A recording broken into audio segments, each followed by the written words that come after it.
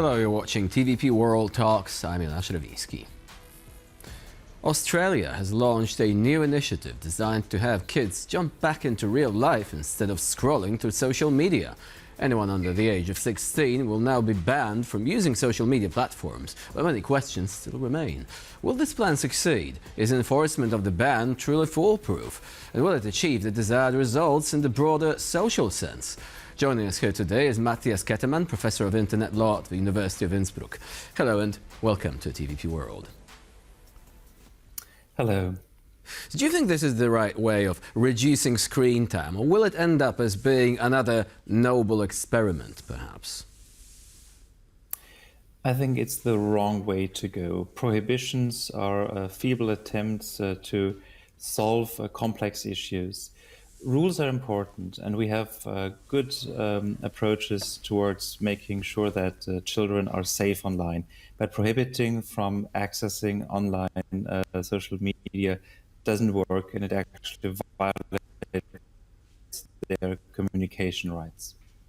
Now, there have been questions concerning enforcement. This is what I've seen looking at the first reactions. Some people said it's quite easy to actually go around these regulations. There is supposed to be a facial recognition check. Some users said, well, it's enough to actually crumple up your face a bit to look older. And sometimes it will be enough to make the AI believe that you're actually over the age of 16. Absolutely. No system is foolproof, and especially as social media companies are right now quickly trying to implement age verification systems. There will be lots of ways around crumpling up your face, using makeup to make yourself appear older, adding some wrinkles. So it'll be the first time that Australian teenagers will want to look older, probably. The technology always finds ways around, and if young people really want to go online, they will still find ways to do that. That's why prohibitions, as I've said before, do not work. They're not good policy. It's much better to focus on how social media companies can be incentivized to offer better services for their young customers, and to no longer use their data as sources of income so much. So would you say that the primary issue there is the question of how the social media companies are acting, which we'll also touch upon in a second? Or was it more about really trying to, as some people said, bring back the real childhood with real world stimuli instead of scrolling constantly? Is this something that can even be regulated? And does it take into account the fact that some young people are actually experiencing a backlash against this? They don't want to be online all the time, even without regulations.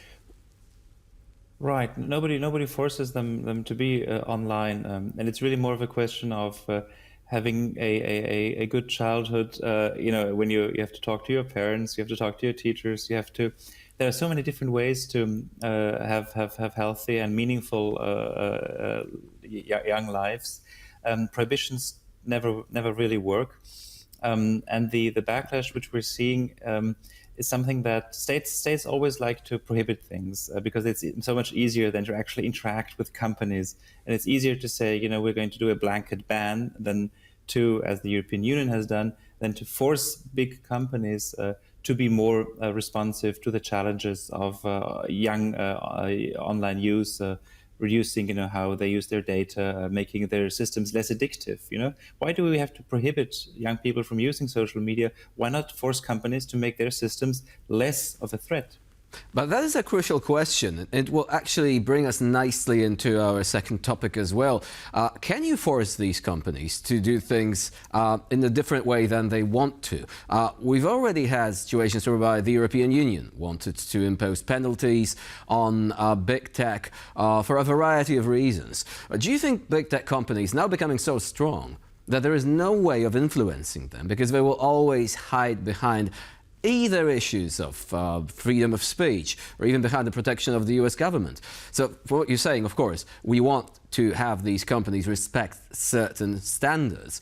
What if the Australian government thought that we have no way of influencing them, hence the blanket ban? Companies can be influenced. The European Union and its laws have shown in the past that companies do respect laws. They act in public as if they didn't care and as if this was a violation of their freedom of speech. And of course, now the Trump regime helps US companies fighting global regulatory attempts. But in so many different cases, we've seen that sensible legislation actually works.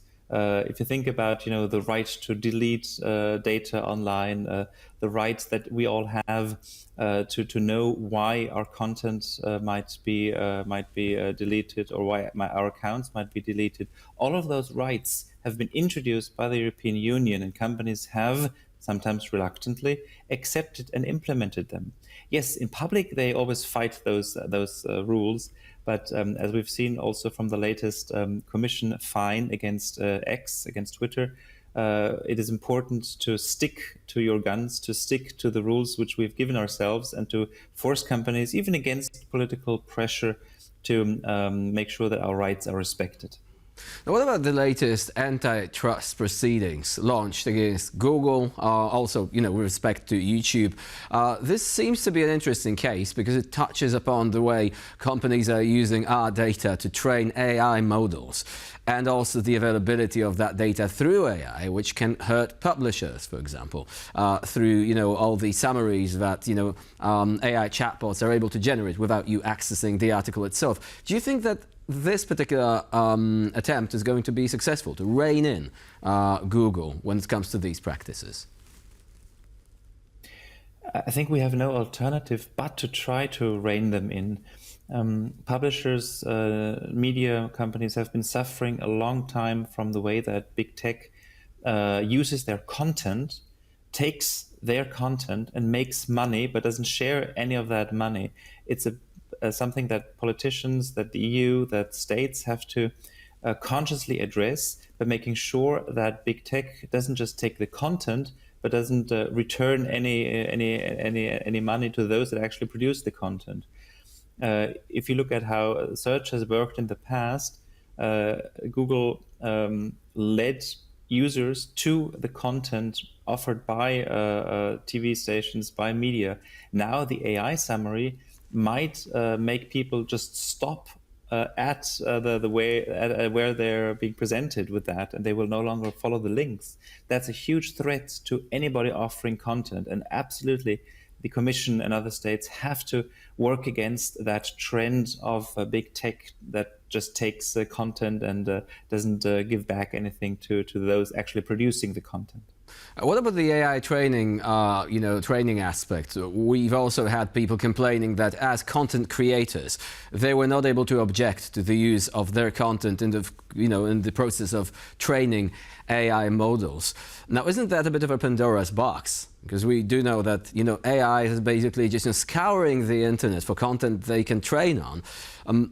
Can we really police the way that this data is being used, which also has serious implications? Like some people complain that their voices were being stolen, reproduced, cloned by AI models. Can we actually legislate these practices out of existence? So there are a lot of rules already. For example, everybody's voices, everybody's likenesses are protected. So nobody can use your voice, nobody can use your face. But what is true is that a lot of the data which is available online is being used by AI systems to train themselves to get better. They need data to become better. And we cannot exclude them from that, right? As soon as content is out there, it is going to be used. However, what we can and should do is to make those companies pay for the data which they use. If a company uses the archive of a TV station, of a media company, they should pay for that access because their systems get better from it and they make more money off of it. So obviously they profit from it, and that's why they have to pay for it. I think that's a perfectly normal approach. If you make profit from the content of somebody else, you have to pay them some of the money which you're making.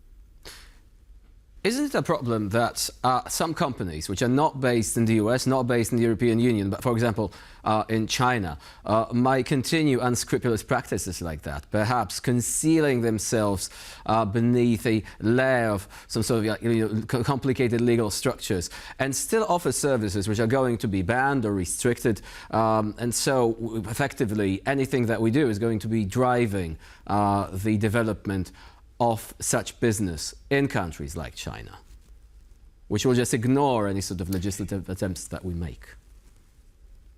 Yeah, that is of course a challenge, but I would argue that in the end, also Chinese companies do not want to violate European law. If you look at, for example, TikTok has been very productive in cooperating with the Commission, much more so, by the way, than Twitter.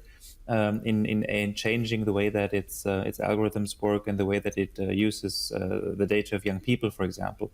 Other companies like Shine, which is sort of the Amazon of China, have agreed to no longer sell, for example, sex dolls that appear to look like children, because they wanted to align themselves with European legislation protecting vulnerable groups. So I think that there is a strong case to be made to be proud of the laws which we have and to actually implement them also in the face of political backlash and economic pressures. Matthias Kettemann was our guest today here on TVP World. Thank you very much for joining us and for sharing your insight. My pleasure. And I'm Jonasz Rewiński. You're watching TVP World. Please do stay with us.